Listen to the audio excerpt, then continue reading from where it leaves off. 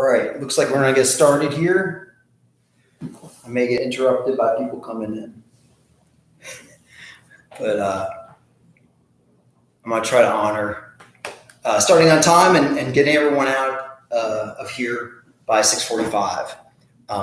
And so I'd like to thank everyone for coming out today. I very much appreciate people online coming out and listening to what I have to say about this new project that I've been working on, for about 6 months now. And I really, as I dove into this project, it really became more and more about the philosophy behind the project, along with kind of, creating the whole, background of it. And so I want to, since I'm amongst friends here, just kind of talk a little more about obviously the project and how y'all can help, but also just the whole philosophy behind it and what I'm seeing that is new that is happening in art right now. So just to get started, let's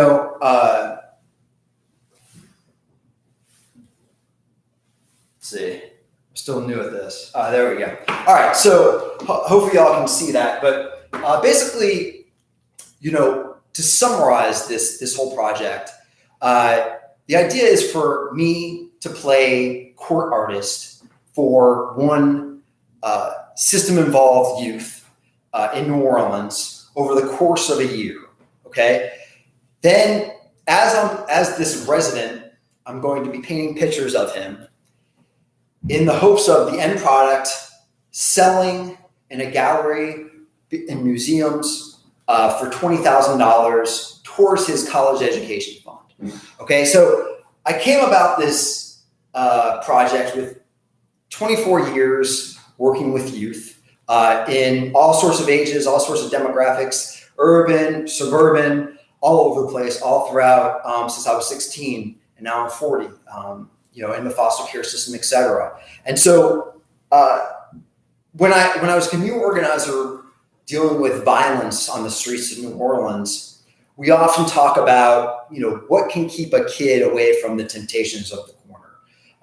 It is a power that growing up in the suburbs, I never really had to face at 8, 9, 10 years old. So, but I tried to listen to the people who went through it and come up with some type of criteria for the ways that we can engage the youth such that they don't go towards that temptation of the street.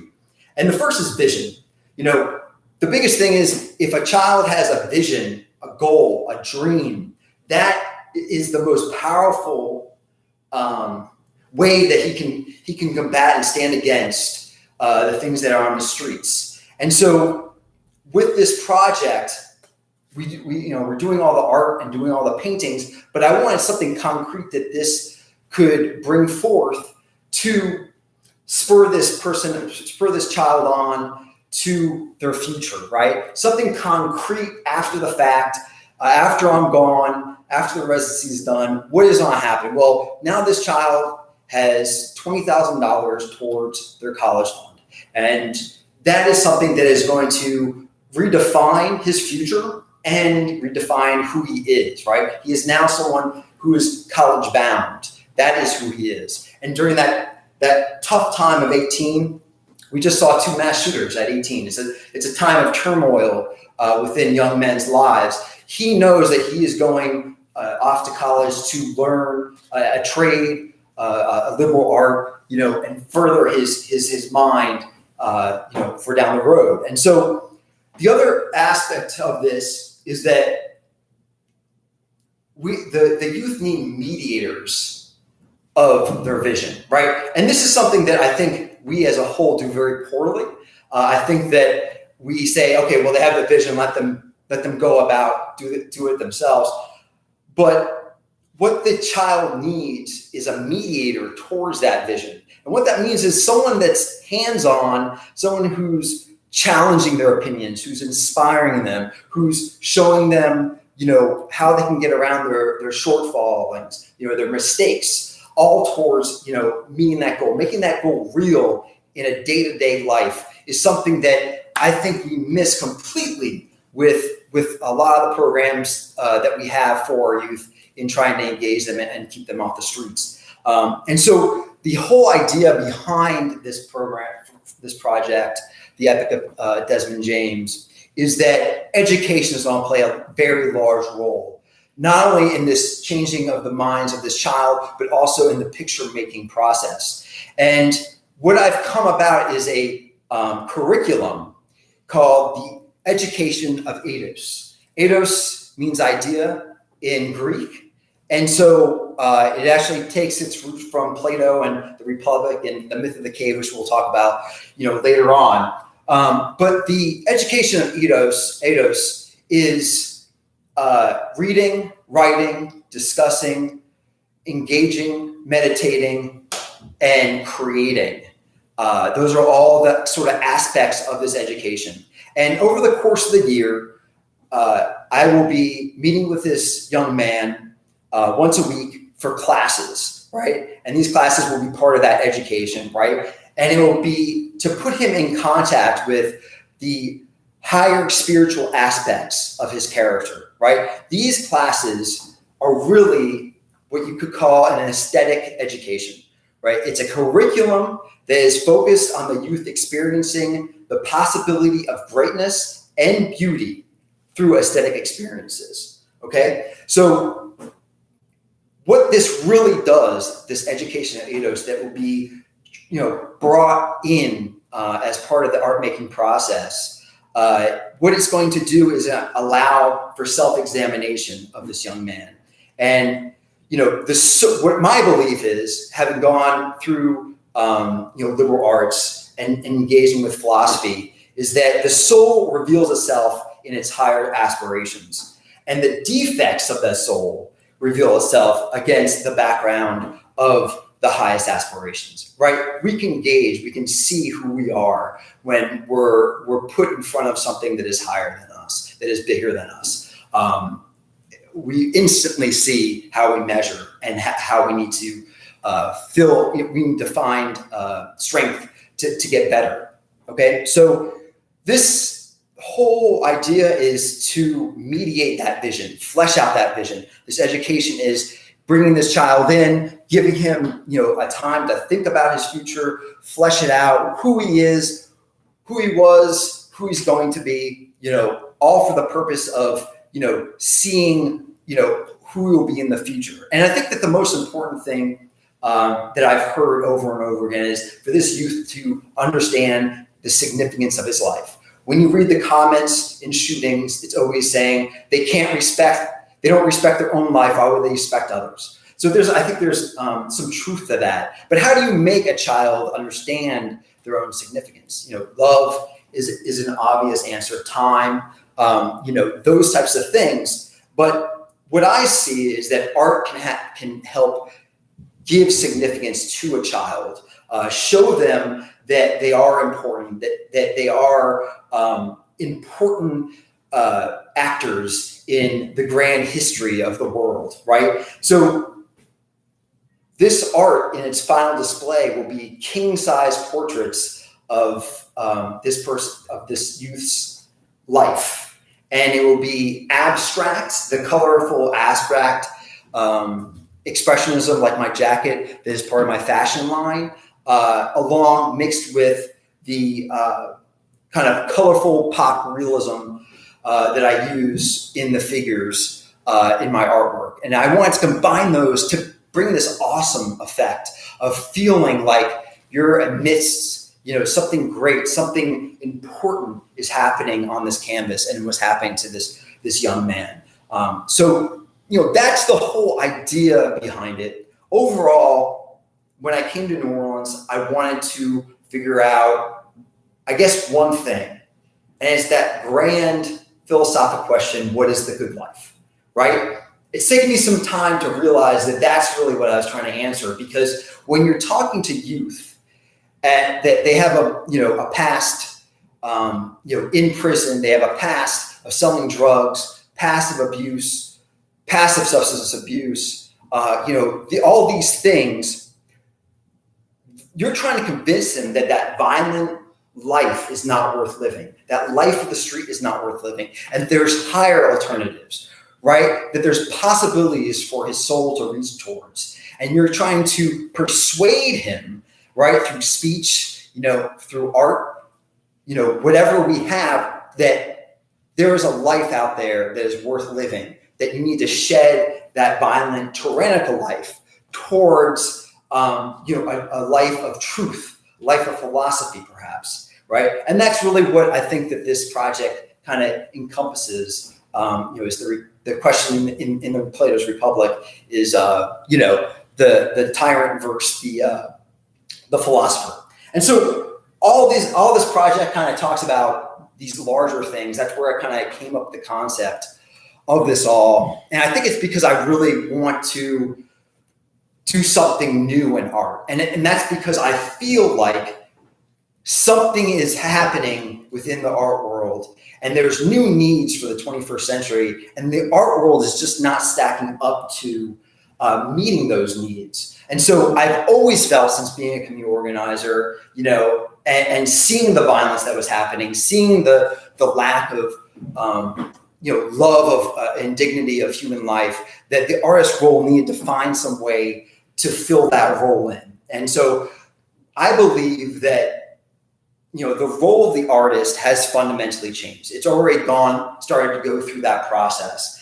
And now the artist, what I'm seeing, gives shape to human powers, right? And facilitates an ideal into the real. Really, overall, what I see right now is that the artist is now a midwife of an ideal, right? And this is part of what I call aesthetic idealism.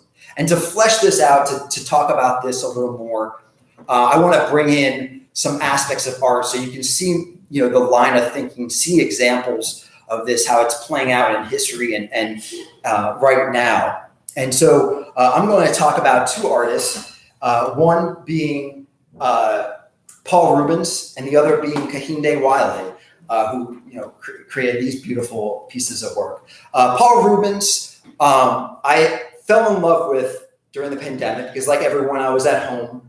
And while watching TV at night, I would pick up all of the books that I had on my shelf that I had ignored for years and start leafing through them. And I became so intrigued that, the coffee table stacked with, gigantic books of Raphael and Michelangelo and the Renaissance and, all these great figures, because I was falling in love with the masters and hearing, what they had to say about art then, and what they were thinking about throughout their life. And so the person who really struck me was Paul Rubens, who at the height of his career was asked to be the court artist for the Queen of France. And from his journal, he said that basically the Queen of France was a very dull person.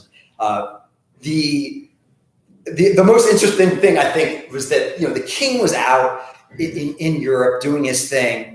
And the king wasn't actually present during his marriage to the queen. He had a stand-in there, and it's actually documented by Paul Rubens in one of the paintings that he does during his residency. And so, because her life was so dull and just at home, not really engaging in the great politics, right? It took Paul's genius to instill her life with imagination, create an enchanting landscape around her, filled with eros and myth and philosophy and history, right? So that you felt like you were in the presence of someone of significance and importance and royalty. And so, one of the things that finally at the end. He presented his paintings, and they're in the Louvre, which used to be the palace in France, and it makes up an entire gigantic room. And he's filled with, I think, about 20 paintings that are 13 by 10, and they're absolutely gorgeous. Definitely the most gorgeous paintings of that century, and probably top 5 as far as a series goes, in world history. And so what I learned from that was this idea of immersion.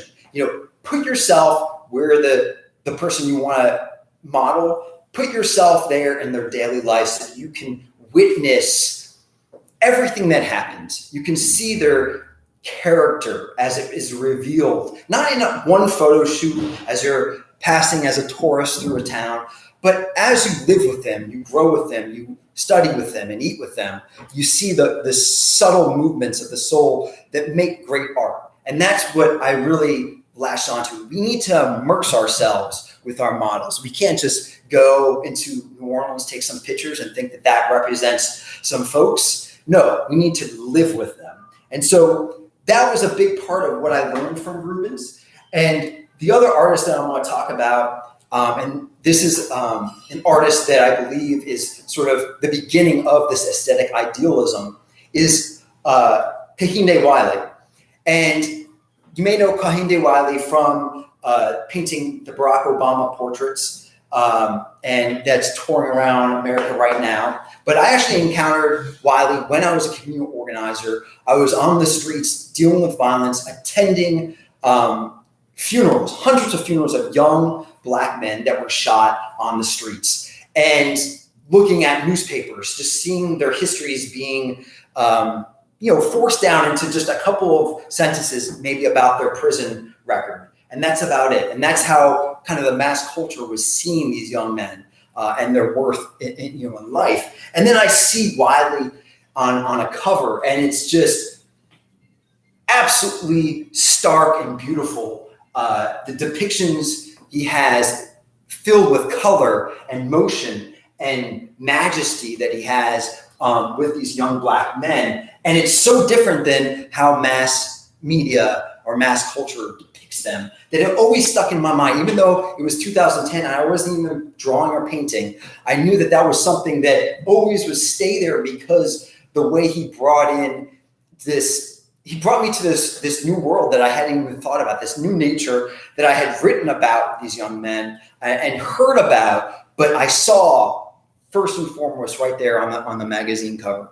And so what Wiley does, he has this process that is unlike anything that I've seen in history of art. And it's very unique and it's very revolutionary. That's what I think it is. It's caught my attention as a community organizer, the way he uses the model to, or the power of art to create art. So I'm going to talk a little bit about that. So what Wiley does is he does a process called street casting, okay, where he goes and he started off in New York and Brooklyn, and he would go out into the street, he'd survey the street, and he'd find that young man with some swagger, and he'd approach that young man and try to persuade that young man to go up and to the studio to do a photo shoot, talking about making this giant portrait of them. And so sometimes they were reluctant, but they went up, and he would have art books of all the greats, 16th, 17th, 18th century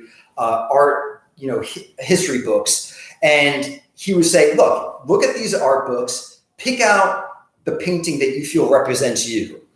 And that's exactly what they did. They would look through these art books for, an hour or so. And then they would say, well, this one really spoke to me the most. This one is me. This is my self-expression. Even though these are pictures of, kings and queens and aristocrats throughout the centuries, this young Black man in the 21st century is saying, yes, this is me. This is my soul here, way back when. And so, what he does is that, they depict that painting, they appropriate it, and basically the young Black man stands in for, the model that was in that large painting back in the day. And so really, this is the final product is this young man in this world, in this realm of kings. That's the only people who made, art this way is the kings and royalty, someone really important to, put on canvas, put in gold frames, put in museums and institutions, and to show the king's splendor and power. Okay. And so what Wiley did, I felt really shifted. There's a shift, in the zeitgeist of our age with Wiley, and that he sees the artist's new role. He's crafting content in a deliberate and thoughtful way. Okay. He's bringing those books out. He's letting that young man engaged with the book, and he's selecting those books. Okay, the fact that they're books and that they're art, and they're art from 16th, 17th, 18th century rather than modern art, and he's letting them kind of rest with those things and survey them, on their own. It's sort of education, right?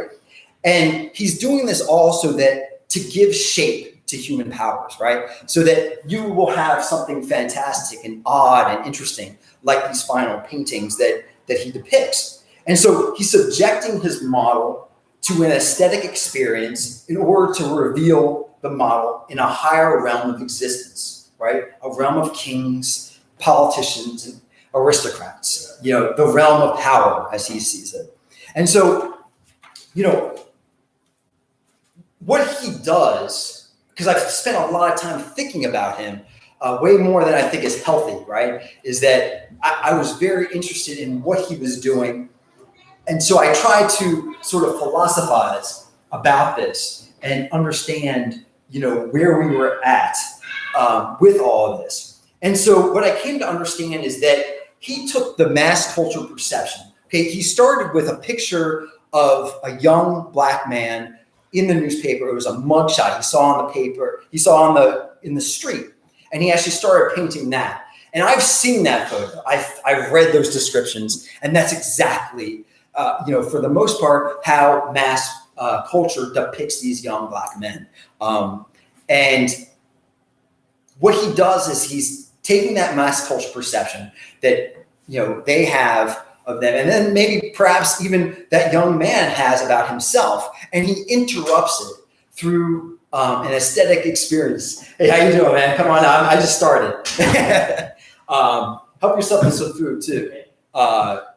And so, basically through this aesthetic experience, he goes into this realm of an ideal. We're talking about Kehinde Wiley in this past one, and he brings him to this realm of ideals. So basically, what happens is what Wiley is doing is he has an aesthetic experience with looking at these books, these young men looking at these books with of the art books, and he is trying to engage him and bring that young man to this higher ideal, where we can all see a higher nature with this young man. And so what I began to see is that, look, let's take this aesthetic experience that Wiley did with bringing the books, and let's elongate it, let's exaggerate it.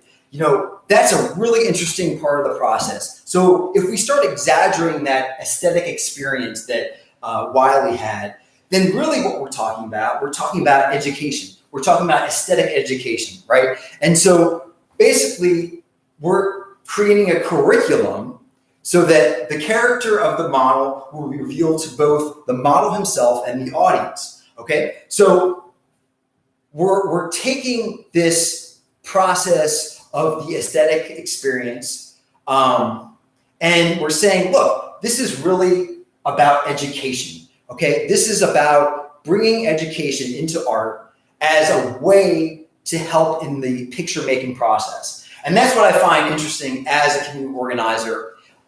You're interjecting this idea of education into the art making process, because every time there's a shooting, the first thing you hear is about education. It's about education. Well, that's true. But what kind of education? What is the best education? How do we get that young man to see himself in a way that he sees significance in his life? How do we make the ideal education? And so this aesthetic idealism is bringing education to the forefront of art making process. And we're asking the question, what is the ideal education? And I think that's something that we should all be asking, all around the city. How do we build an education such that we keep that child from the temptations of the streets? And so as we think about and philosophize about education, the ideal education, my own history is interesting with education. At 18, I had been suspended several times from school, and I was as close to being expelled as possible from my high school, my senior year. And that time was very dark. It was very hard. I had a lot of shame. I had a lot of just feelings of being without purpose, without having meaning. Just dread surrounded me. And I had this pain about me. And I really couldn't understand my own self within that action. I didn't understand the nature that was coming out. Because I knew that person wasn't me that was doing those acts, but yet it was me. And that's how the community and the school was perceiving me. And so I was lucky enough to enroll at St. John's College in Annapolis, Maryland, which is the Great Books program. And the great books are simply the greatest thoughts and thinkers throughout history. They're the name brands of philosophy, literature, poetry, science, and mathematics. Plato, Aristotle, Socrates, Aristophanes, Euripides, all the way to the Bible, and Aquinas and Nietzsche, and all the existentialists. So that's what I kind of brought myself into, and it was exactly what I needed at that point in my life. As I went in, I immersed myself in those books because I was looking for answers. I was so thirsty for knowledge, and I would spend 12, 15 hours in the library reading every book 4 or 5 times, just trying to glean every bit of truth and wisdom from those books. And one of the books that I came encounter with was Plato's Republic. Now, every young man, I can't say every, but if you're open-minded young man, if you meet Plato without prejudice, you fall in love with Socrates and the world of wisdom around him. It's funny, it's interesting, it's crazy. It's just a very odd world that he creates around this figure of Socrates. And so I fell in love with that. And I started reading The Republic, which is the idea of education of Plato. And really what the Republic is about the philosophy, about the education of a philosopher. It is the best case scenario. How do we get these young men to think of the highest things? That's what Plato's education is. And to me, it's the ideal education. It's the greatest example of education. And so what I'm going to look at right here, and because it's kind of relevant to our discussion, is the myth of the cave. And this is what it all comes down to. So we're kind of bring you full loop here. We looked at Wiley and his process. We looked at how he used aesthetic experiences to flesh out this ideal world, this world of kings. And then we decided, okay, let's take this aesthetic experiences that Wiley was doing, let's elongate it, let's exaggerate it so that we have a whole education over a year. So instead of that young man just reading one book over an hour, what if he comes back the next week and he goes to the museum with the artist? What if he starts engaging in art creation? What is that ideal education? And so we've come here where we're trying to understand what the best education is for the purpose of creating the highest art.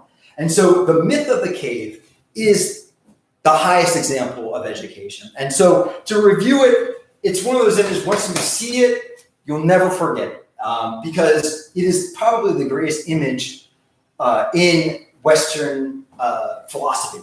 So here you have the description of humanity, which is chained down, staring at the shadows on the wall of a cave, right? You see these men, all they can do is look at each other, look at the shadows that are being cast, and they can't see behind them because there's a large wall.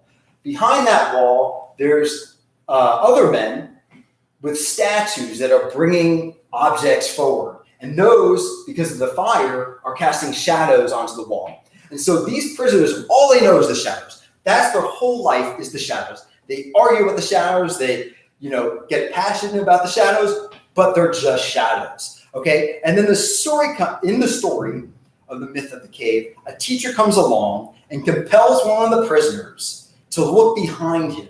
Okay. And when the prisoner looks behind him and breaks the chains, he sees this is all farce. This is all set up. This is just shadows. And this is, he sees the wall, he sees the men, he sees the fire. He knows that that's not true. And so he goes towards the true light that comes out of the cave.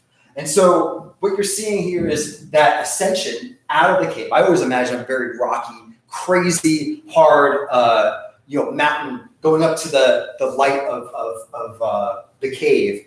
And all the while, the teacher's kind of coercing him, persuading him to move forward, much like a mentor in life, right? And so when the prisoner is out in the cave, he sees the thing as they truly are. He sees the sun, the light. He is stung by, how awesome that light is, because all he knew was darkness before. And so he sees the tree for itself. He sees the water for itself. He sees all of it lit up with sun, with truth. He is truly in the world of ideas. And that's exactly where the idea of eidos comes from. Eidos meaning idea, hence the education of eidos, which we'll talk about. And so after that, the prisoner actually goes back into the cave. I could never really understand why. That's always one of those questions, like, why wouldn't he just stay here? But he goes back in the cave and he lives this odd existence where he stays with the prisoners because he craves the shadows in a way. He craves people. He has a longing for his comrades, right? But he knows it's all farce. So he has an eye towards the shadows, and then he has an eye towards the truth out there. He has an eye towards the whole. He sees, absolute beauty. And so it's this odd existence of living between these two worlds that this prisoner has gone into. And so basically what I'm talking about is that an ideal education follows this pattern. It goes from the common to the heights. It goes from the material world towards the soul. It goes from the shadows to the light. It goes from the particular day-to-day obscurity to the absolute of beauty and truth. And, just an absolute world of ideas, right? So as I made education part of the art making process, inspired by Wiley, I sat down and I said, okay, well, how do we flesh this out? How do we flesh out a philosophic education for this 12-year-old boy who has gone to prison? He's not an ideal student probably. He's gone through it all. How are we going to engage him so that he goes towards the eidos, towards the ideas, goes towards the philosophic life? And so that's when I came up with the education of eidos. And what this is a series of reading, writing, discussion, meditation, and creation. And so basically, it starts off with writing your autobiography. He writes his own biography. So my thinking is, if you can write about it, you're thinking about it. If you can write about the past, you're getting some distance from that goal, and you start seeing things as they are. Once you write it and put it in concrete, you're able to give yourself distance, and you're able to start setting goals and visions for the future. And so he'll be writing about the past, the present, and the future. And through it all, through his thinking, he's able to conceptualize the good life, right? What is that thing that he's going to leave behind the life of the streets towards that bigger idea? The mentor can't flesh it out for them. They have to think it through. They have to see what they want within their own soul. And that's what writing does. But it's hard. It's probably one of the most difficult things, not only that 12-year-old do, but most men are not courageous enough to write their own autobiography. And that is part of the reason why throughout this education, we are paying this model handsomely, because this is a lot harder than, mopping up and closing up at McDonald's. Sitting down, thinking about your life as past, present, and future and who you want to be. That's about the hardest thing you can do. And so the second part is the Great Books Seminar. And so the great books, as we said, are those big names. But just because they're big names of philosophy and literature doesn't mean they are the most difficult things. They're not Kant or Hegel, right? Those German philosophers that are just, okay? A lot of them are like the Bible. where, the Bible and the Epic of Gilgamesh and Plato, a 70-year-old scholar, genius, can read it and get something out of it, and a 13-year-old kid from New Orleans can read it and get something out of it for their life. And that's what makes them great. It applies to you when you're 13, and it applies to you when you're 7. You're always going to find something new that's relevant to your life.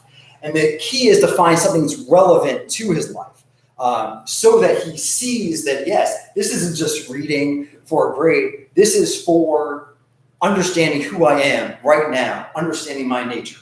And so the idea is, when you start dealing with these great books, you're starting to deal with these big words. During the course of the day, we talk about the myopic things. We're talking about deadlines. We're talking about sports, news. We get wrapped up in those shadows on the wall. We don't get to address the soul as much as we should.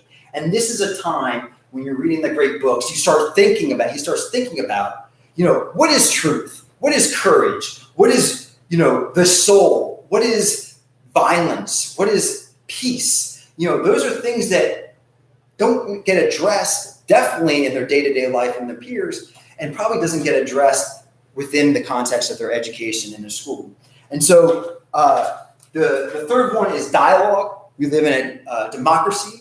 It's based on dialogue through logos. That's what we're about, through the account. And so what we're going to do is we're going to go out and we're going to find out what he loves. And then I'm going to make him give an account of why he loves these things. So that there's things that naturally he tends towards. Let's not judge, let's let him go towards those things. And then let's investigate. Why do they love that thing? And what else can you love that is similar? So the artist then becomes matchmaker for these interests, so that they can kind of move up that ladder of love towards things that are higher than necessarily the things that they start out with. And the fourth is thinking, self-knowledge. That's the basis of any good education, right? In this process, we're going to be doing meditation. I remember every single time that I had to go in time out and meditate as a kid.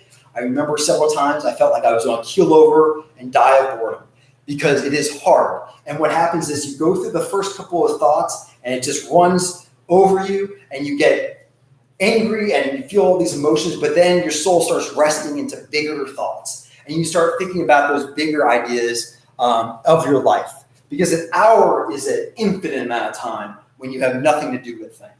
And so that's part of it, is thinking and diving into his imagination, so he can start thinking about who he is and who he wants to be. The last one is creating their myth. So that this is my favorite, so that they create their narrative, okay? That's very important that we talk about that. Throughout this whole process, he's going to be talking about these higher aspirations. He's going to engage himself with these higher aspirations. And he's going to engage in this education. This is very difficult. And throughout that process, he's going to learn about himself. And he is going to be the co-creator of these paintings along with the artist. And that's what's important. That's what he is going to take these experiences and figure out the narrative of what he wants to say about who he was, who he is, and who he wants to be. And the artist is just facilitating that dream, that vision, and allowing this young man to think all the way through all the components of a painting, the wardrobe, the lighting, the meaning, the symbols. These are all things that we are going to confront through dialogue with this young man, so that at the end of the year, and he sees these paintings, he thinks, this wasn't just some tourist artist that came through, took my picture and put it on a wall. This was a man who listened to every single thought I ever had for a year and allowed me to put my own thoughts onto canvas, so that he can see his life on canvas, and it's concrete, it's visible, and he can move on from some of those errors, and he can go towards that light that he sees held within the beautiful pictures. And so I'm going to go a little bit wider here before I get a little more specific. I'm in that very odd space where I love philosophy, but I also love community organizing. So I dwell in that odd space between poetry and I guess politics, you could even say.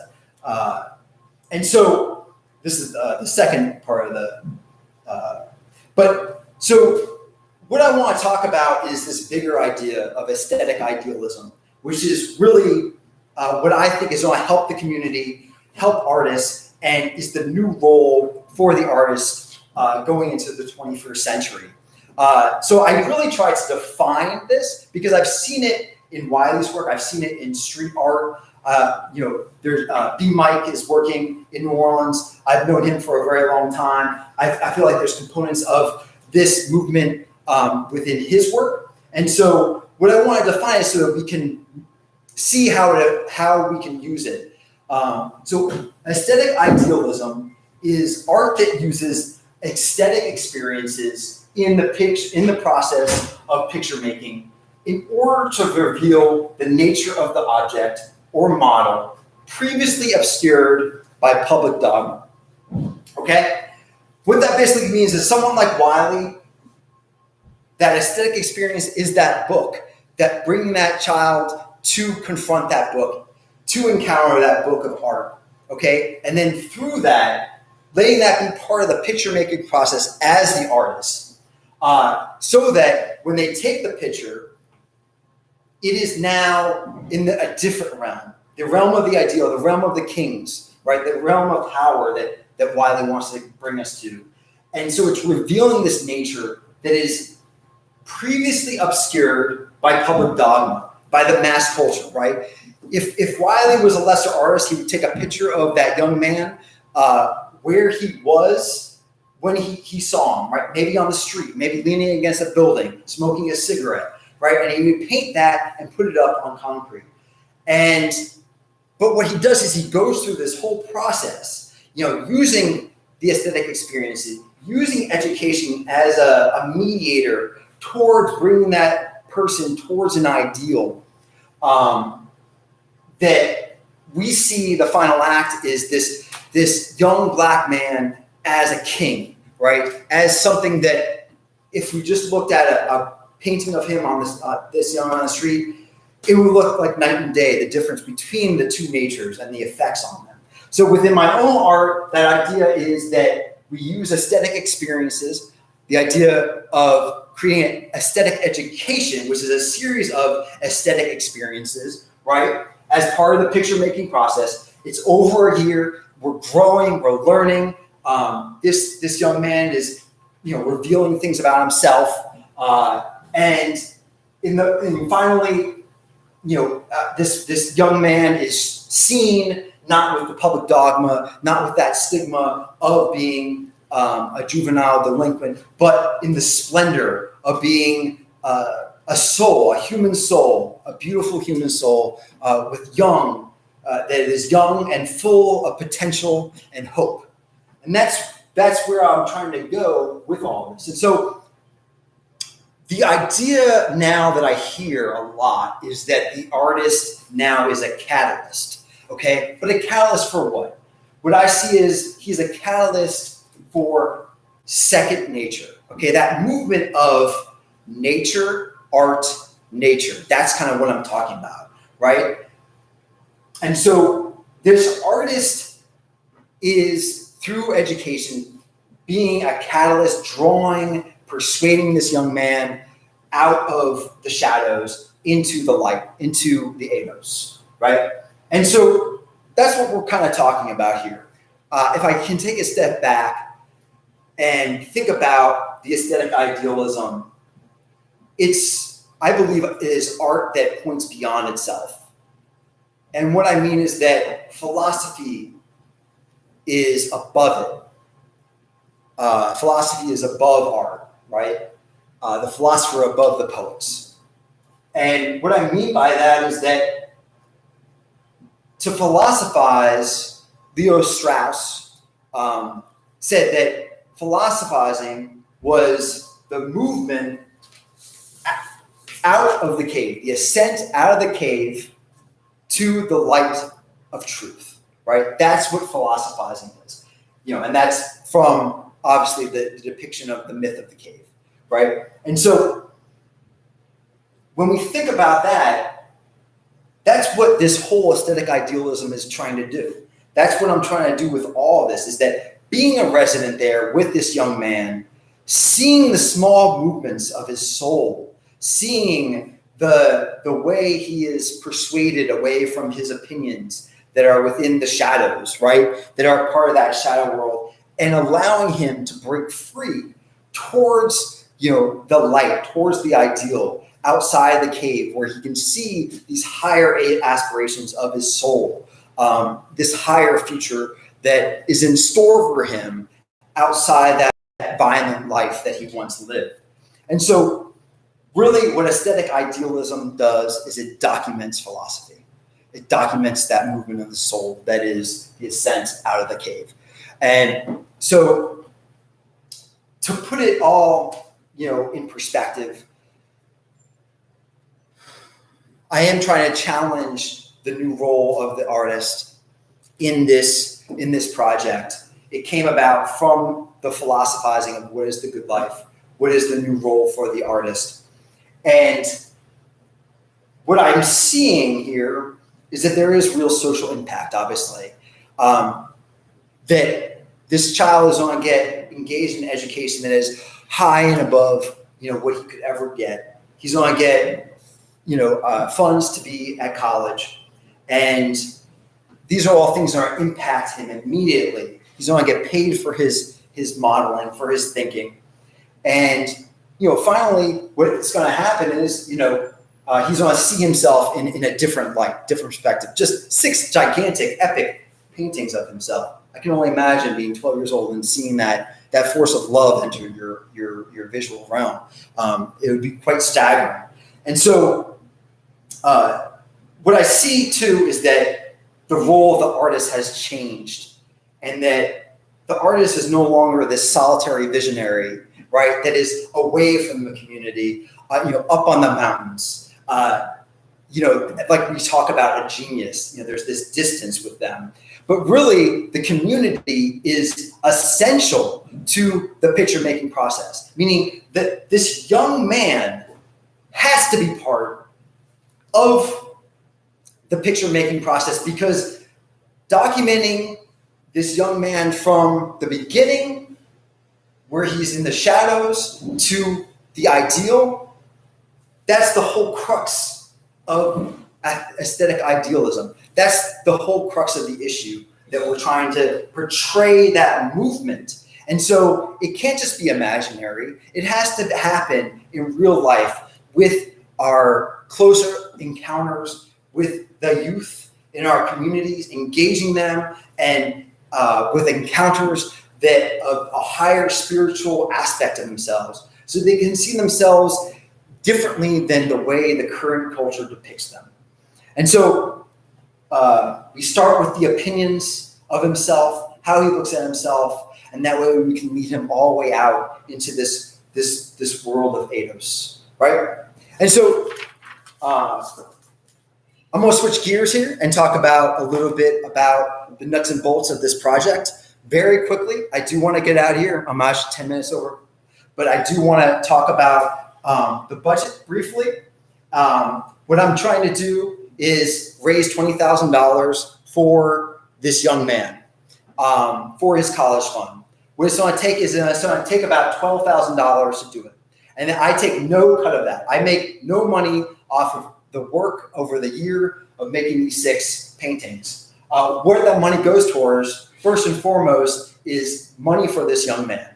Okay, pay this young man the work that he's going to do dealing with this stuff, dealing with the hardest stuff he'll ever do.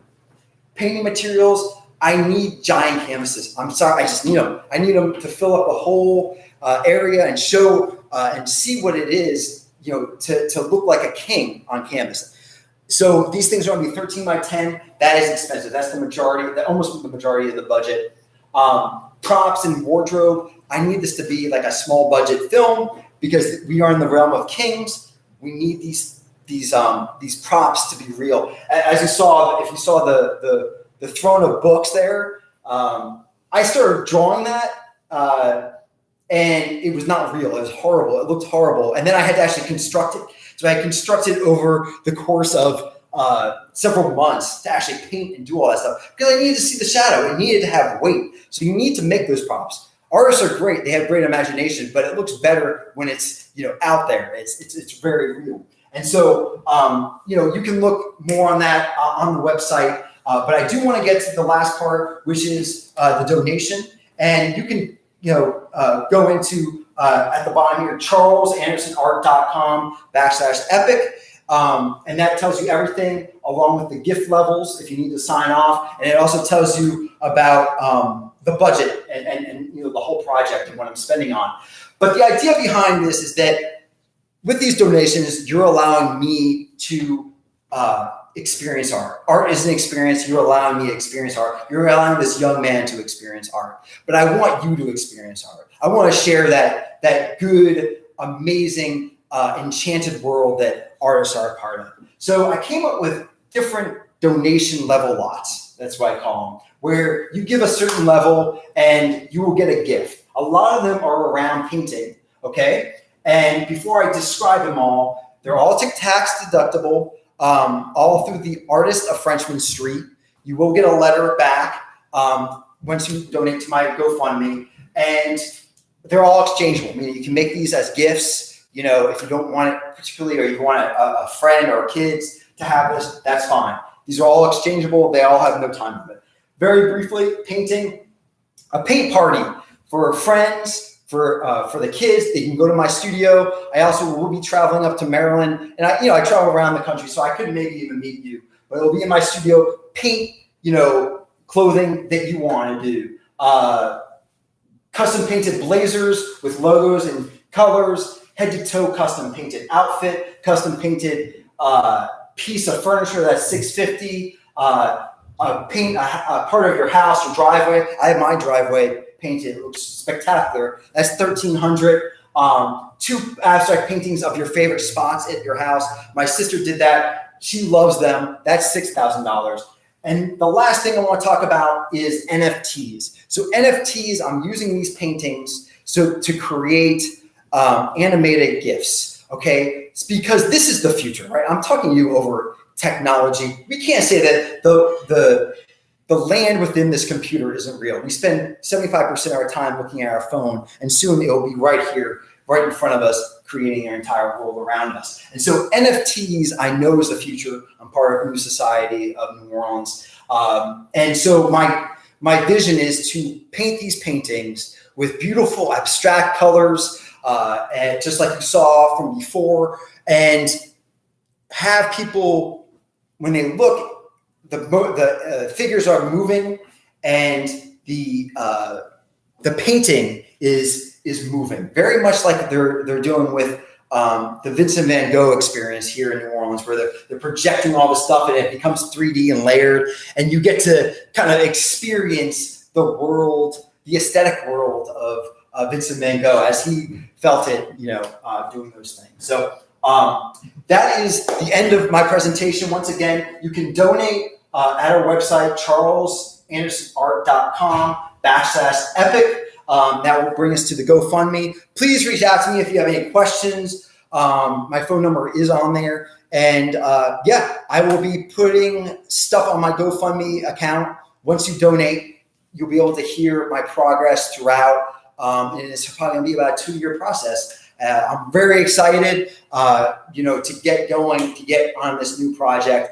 I thank you so much for the people who stayed always to the end to hear about this project. That's great. But really, I've had these ideas for